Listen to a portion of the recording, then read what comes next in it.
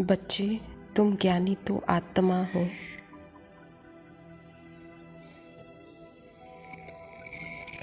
सारा 84 जन्मों की जीवन कहानी तुझ आत्मा में है।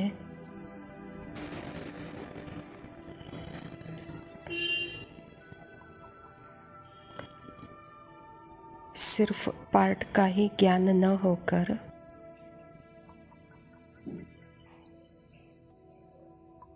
संगम युग के समय का अति गुह्य स्मृतियाँ तुझ आत्मा में है।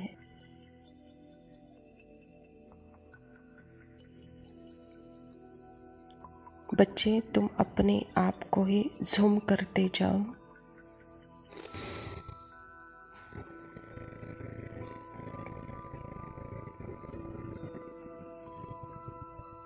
तो और ही गुह्यता में जाओगे।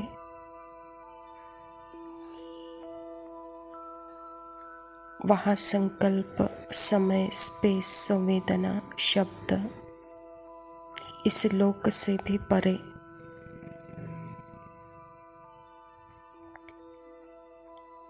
वह है आत्मलोक, तुम्हारा लोक।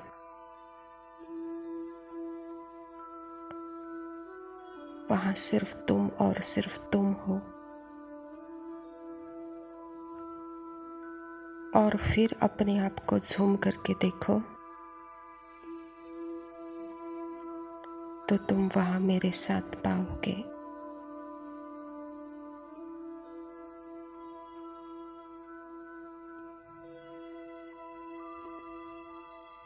तुम्हें अनहद अविनाशी प्राप्तियों का कभी न मिटने वाला खजाना दिखेगा।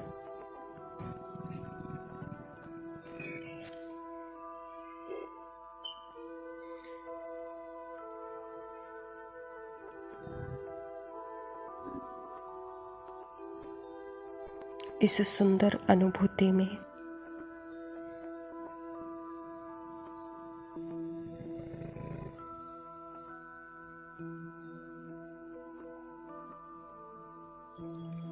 स्वयं को, स्वयं की पहचान,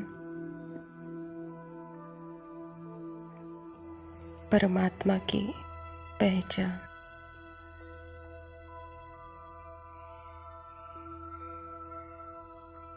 सहज अनुभव होती है।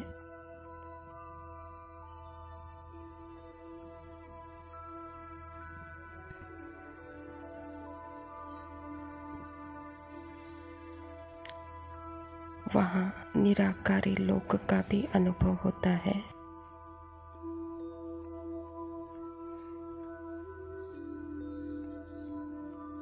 तो आकारी साकारी दुनिया भी देख रहे हो।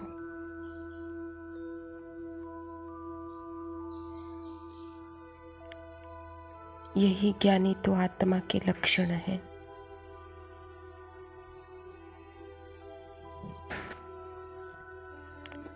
जो एक काल में 3 काल 5 युगों का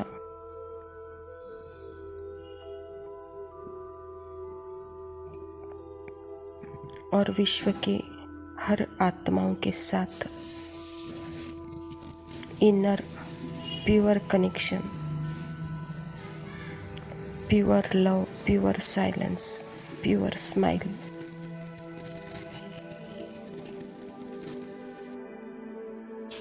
ओम शांति। प्रातः मुरली बाप दादा मधुबन। मीठे बच्चे, बाप आया है तुम बच्चों को भक्ति तो आत्मा से, ज्ञानी तो आत्मा, पतित पावन बनाने। स्वयं परमपिता परमात्मा शिव बाबा प्रजापिता ब्रह्मा के तन में आकर के ज्ञानी तो आत्मा और भक्ति तो आत्मा का कॉन्ट्रास्ट बता रहे हैं। ज्ञानी तो आत्मा अर्थात ही स्वस्थिति में स्थित रहने वाली, और भक्ति तो आत्मा अर्थात ही परिस्थिति में, अर्थात अपने आप को नाटक के पार्ट से अलग अनुभव न करने वाली। वह पार्ट ही अपने आप को रियल अनुभव करने वाली। जैसे कल्पित पात्र को इमोशनल संबंध स्थापन कर, जैसे सिनेमा हॉल में भी हम जाते हैं तो वहाँ पिक्चर में कोई आंसू बहाते हैं तो यह कल्पित कैरेक्टर मन में है। इसके कारण वह नाटक को नाटक के रूप में न देखते हुए वह स्वयं उसकी अनुभूति करती है, स्वरूप बनती है। यह है भक्ति तो आत्मा का पार्ट। और ज्ञानी तो आत्मा सदा ऑब्जर्वर है और विथ एक्टर भी है। उसे उसका सुख दुख का पार्ट क्या है वह चल रहा है, उसे ऑब्जर्वर के रूप में वह साक्षी अवस्था में उसे देख भी रहा है और एक्टर बन करके अपने ही माइंड बॉडी पर परमात्मा के डायरेक्शन अनुसार अपने माइंड बॉडी से एक्शन भी करवा रहा है। तो यह ज्ञानी तो आत्मा के लक्षण और भक्ति तो आत्मा अर्थात ही वह स्वरूप बन गई है अपने पार्ट का। और ज्ञानी तो आत्मा सदा स्वस्थिति में रहते परिस्थिति को देख रही है। प्रश्न है, ज्ञानवान बच्चे किस चिंतन में सदा रहते हैं? उत्तर, मैं अविनाशी आत्मा हूँ, यह शरीर विनाशी है। मैंने 84 शरीर धारण किए हैं, अब यह अंतिम जन्म है। आत्मा कभी छोटी बड़ी नहीं होती, शरीर ही छोटा बड़ा होता है। यह आँखें शरीर में है लेकिन इनसे देखने वाली मैं आत्मा हूँ। बाबा आत्माओं को ही ज्ञान का तीसरा नेत्र देते हैं, वह भी जब तक शरीर का आधार न ले तब तक पढ़ा नहीं सकते। ऐसा चिंतन ज्ञानवान बच्चे ही सदा करते हैं। जब आत्मा आत्मा बनकर पार्ट बजाती है तो उसे हार और जीत, दुख और सुख का खेल तो रही है लेकिन उसके प्रभाव से वह दूर है, क्योंकि शरीर और मन के प्रभाव से वह मुक्त होकर देख रही है। अगर समझो आत्मा शरीर और मन को मैं समझ बैठी तो जैसे कि वह पार्ट को अपना पर्सनल अनुभव करेगी, पार्ट से अपने भी पार्ट से प्रभावित होगी तो दूसरों के पार्ट से भी जैसे वह प्रभावित होगी। यह सब बताने के लिए परमात्मा को भी एक शरीर का आधार लेना पड़ता है। निराकार शक्ति को भी साकार शक्ति का आधार लेकर के ही निराकार का ज्ञान देना पड़ता है। ऐसे ही परमात्मा पिता कहते हैं कि आत्मा भी निराकार है, लेकिन निराकार को साकार शरीर का आधार लेकर यह पार्ट बजाना है।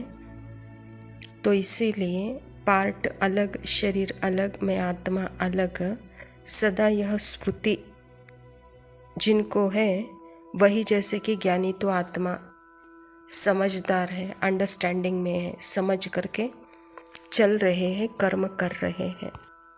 धारणा के लिए मुख्य सार है, पुजारी से पूज्य बनने के लिए संपूर्ण निर्विकारी बनना है।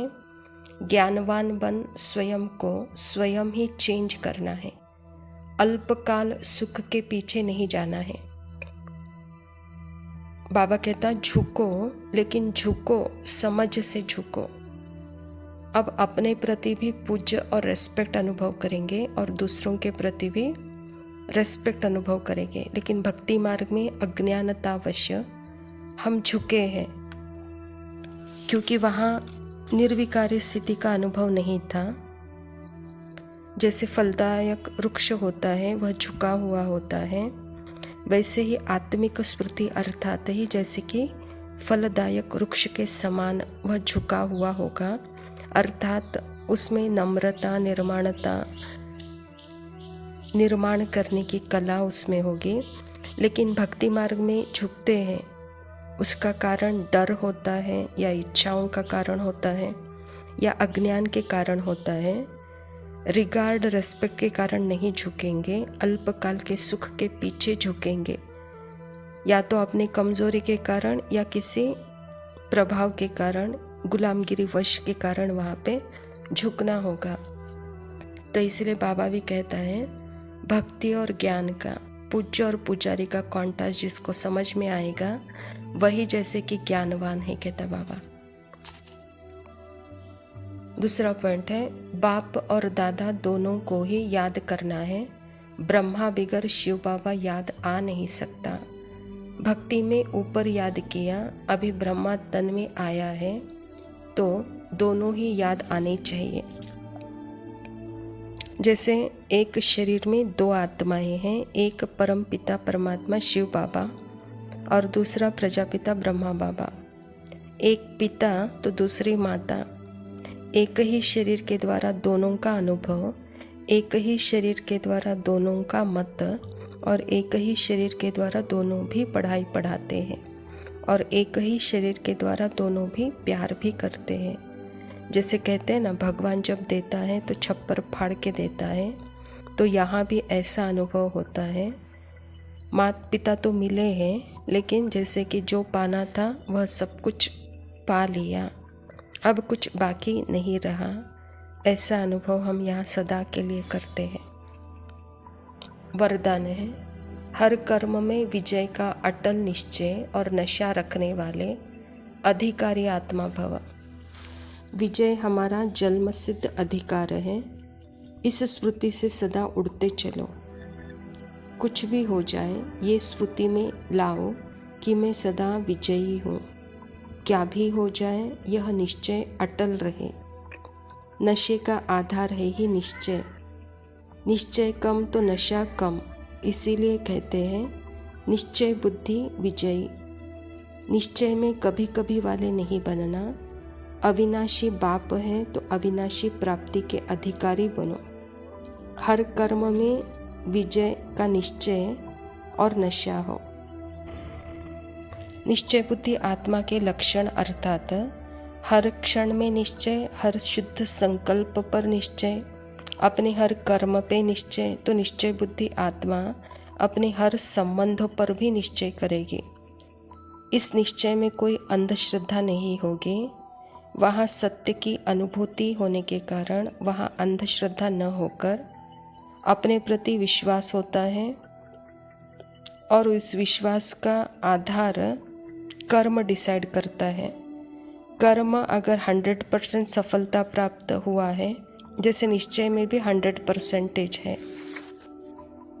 जब पतंग पहले बार उड़ रही होती है तो उसे थोड़ा डर लगता है, क्योंकि उसे अपने हल्केपन पर विश्वास नहीं। वह और ऊंची उड़ सकती है और उसे एक और डर रहता है कि कहीं अटक न जाऊं, कहीं टूट न जाऊं, कहीं गिर न जाऊं, क्योंकि उसे पता नहीं कि उसकी मांझा किसी ने पकड़ा है।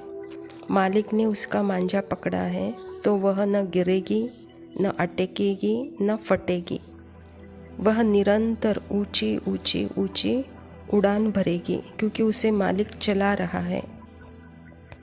ऐसे ही जो निश्चय बुद्धि आत्मा है, अपने पार्ट में, अपने कर्म में, अपने स्व पर निश्चय होने के कारण, परमात्मा में निश्चय होने के कारण, ड्रामा में निश्चय होने के कारण वह सदा ऊंची उड़ान भरती रहेगी और सदा उसका हर कर्म में विजय और निश्चय नशा समाया हुआ होगा। स्लोगन, बाप के स्नेह की छत्र छाया के नीचे रहो तो कोई भी विघ्न ठहर नहीं सकता। यह विघ्न कहीं बाहर से नहीं आते हैं, यह अपने ही संस्कारों के स्विच का टाइगर गलत दबने से आता है। वह स्विच का टाइगर कौन सा है? मैं और मेरा। मैं अर्थात जब आत्मा अनुभव करते हैं तो वहाँ सदा बाप के छत्र छाया में हम सेफ अनुभव करते हैं, बाप के गोदी में बैठे रहते हैं। लेकिन वहाँ पे आत्मा का मैं छोड़कर जब देह का मैं आता है तो वहाँ पे भी हम एक के गोदी में हैं, वह माया के गोदी में है। और माया भी बहुत अच्छी खातिरी करती है, बहुत प्यार देती है, बहुत अपने आकर्षण में अपने बच्चों को सुलाती है।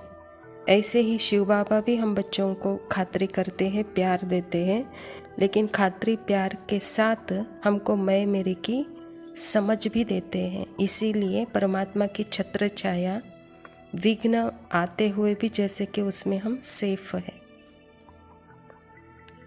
अच्छा, मीठे मीठे सिकिलदे बच्चों प्रति माता पिता बाप दादा का याद, प्यार और गुड मॉर्निंग। रूहानी बाप की रूहानी बच्चों को नमस्ते। हम रूहानी बच्चों मन लेके तू चला है जलती आँच पे, डर है कि पिघल न जाए सपने कांच के।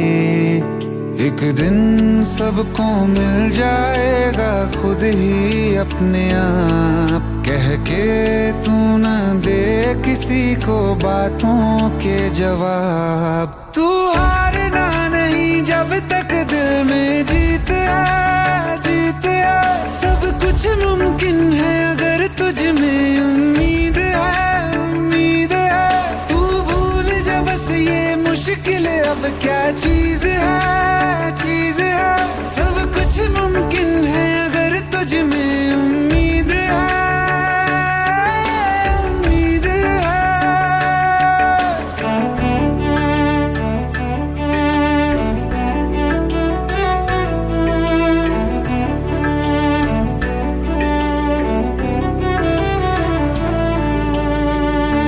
आसान नहीं है सफर तेरा, आया नहीं है हश्र तेरा। मिलती अगर है नाकामियां, राहों में है जो दुश्वारियां। ये लिख ले तेरी कोशिशें जाएंगी ना खराब, तकलीफों के आगे कहीं खुशियां हैं बेहिसाब। तू हारना नहीं जब तक दिल में जीत है, जीत है। सब कुछ मुमकिन है अगर तुझ में उम्मीद है,